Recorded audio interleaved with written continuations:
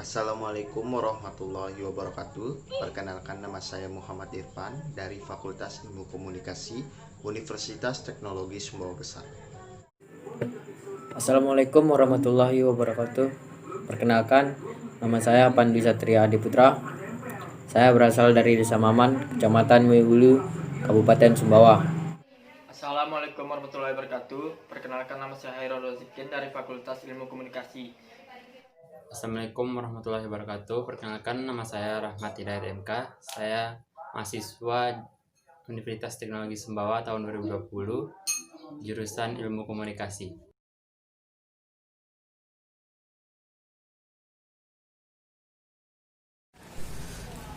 Al-Quran merupakan sumber hukum yang pertama dalam Islam, sehingga penyelesaian persoalan harus merujuk dan berpedoman kepadanya. Maksud Al-Quran sebagai sumber adalah Al-Quran dijadikan sebagai landasan nilai bagi umat Islam dan menentukan hukum suatu tindakan, menunjukkan dan menuntunnya kepada jalan menuju tujuannya, dan menjelaskan tentang hakikat kehidupan manusia dalam hubungan dengan sesamanya, lingkungan, dan dengan Tuhannya. Dijelaskan di dalam Quran surah An-Nisa ayat 59 yang berbunyi, A'udzubillahi minasyaitonirrajim, Bismillahirrahmanirrahim. Ya ayyuhalladzina amanu atiullaha wa atiur rasul lawa'il amri minkum fa'in tanazahtum fi syai'in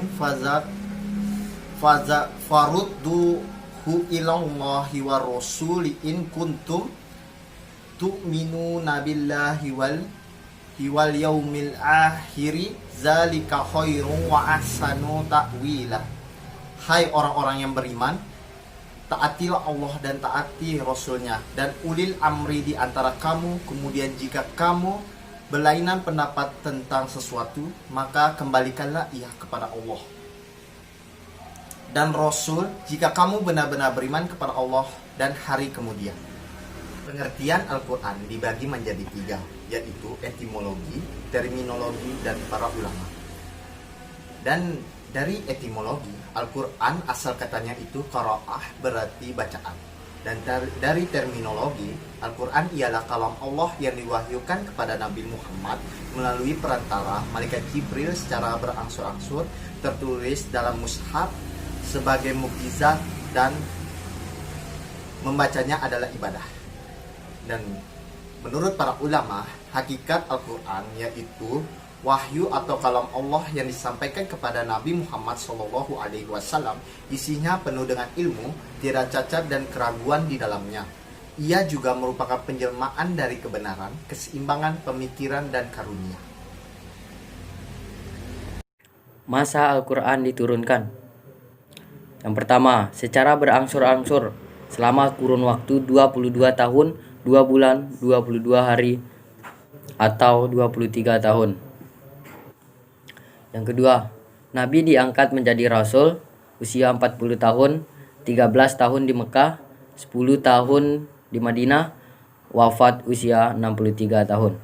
Yang ketiga, wahyu pertama, Quran Surat Al-Alaq 1-5, berkhalwat di Gua Hira, 17 Ramadan 41 Hijriah, atau malam Lailatul Qadar. Yang keempat, ayat terakhir Al-Maidah ayat ketiga, sedang wukuf di Arafah 9 Zulhijjah 63 Hijriah. Yang kelima, Mekah 12 tahun 5 bulan 13 hari, ditambah Madinah 9 tahun 9 bulan 9 hari, total 22 tahun 2 bulan 22 hari.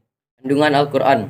Al-Quran terdiri dari 114 surah, 6.666 ayat, 77.439 kata, dan 323.015 huruf. Kelengkapan Al-Quran diterangkan di dalam Quran Surat Al-An'am, surah ke-6 ayat 38. Secara umum, kandungan Al-Quran yang pertama yaitu pokok-pokok keyakinan atau keimanan, akidah.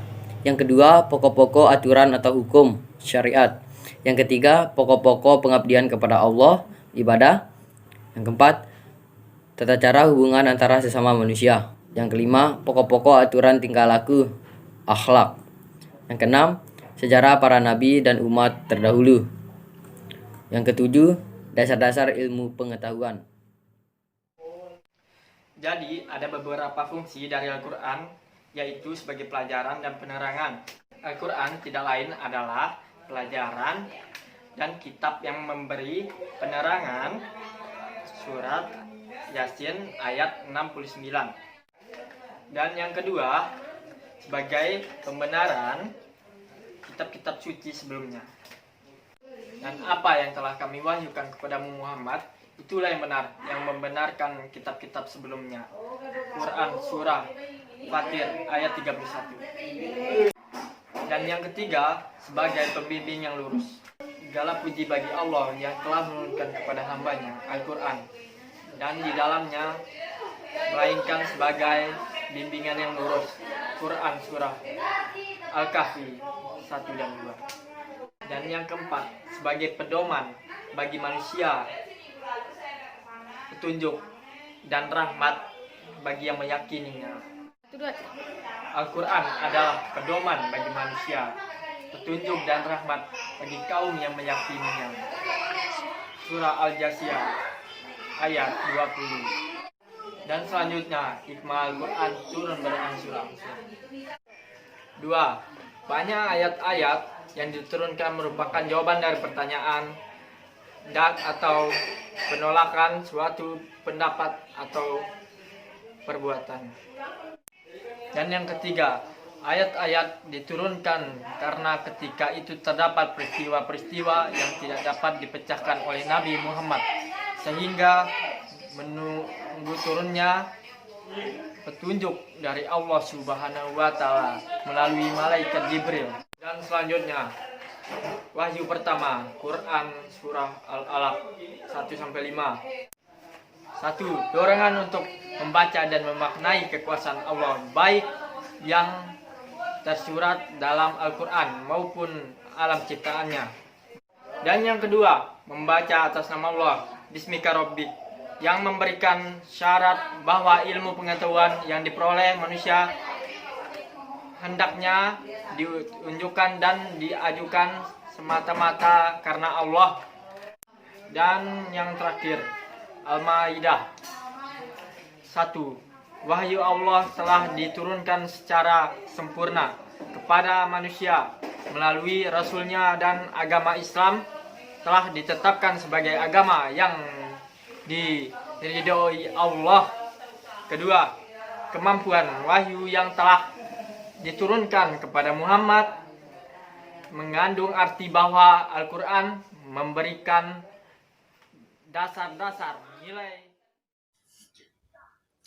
Pesona, kemujizatan, dan keistimewaan Al-Quran. Keistimewaan Al-Quran yang pertama adalah Al-Quran diturunkan dengan bahasa Arab yang sempurna.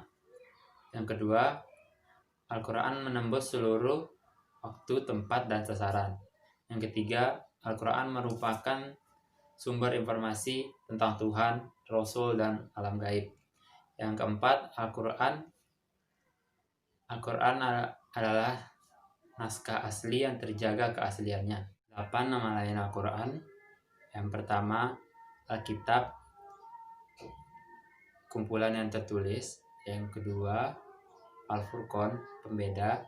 Yang ketiga, An-Nur, cahaya. Yang keempat, Al-Huda, petunjuk. Yang kelima, Az-Zikir, pengingat. Yang keenam, Asy-Syifa, penyembuh rohani. Yang ketujuh, Al-Hikmah, kebijaksanaan. Yang kedelapan, Al-Haq, kebenaran ilahi yang mutlak. Universalitas dan keabadian Al-Quran. Universalitas Al-Quran telah terbukti sepanjang sejarah turunnya Al-Quran pada 6 Masehi sampai 20 Masehi, tetap aktual dan relevan dengan perkembangan zaman. Bukan hanya di masa lalu, masa kini, tetapi juga sampai akhir zaman. Jaminan aktualitas Al-Quran disebutkan dalam surah Al-Hijr ayat 9 yang berbunyi, sesungguhnya kami telah menurunkan Al-Sihroh atau Al-Quran, dan kami sesungguhnya menjaga isinya. Terima kasih.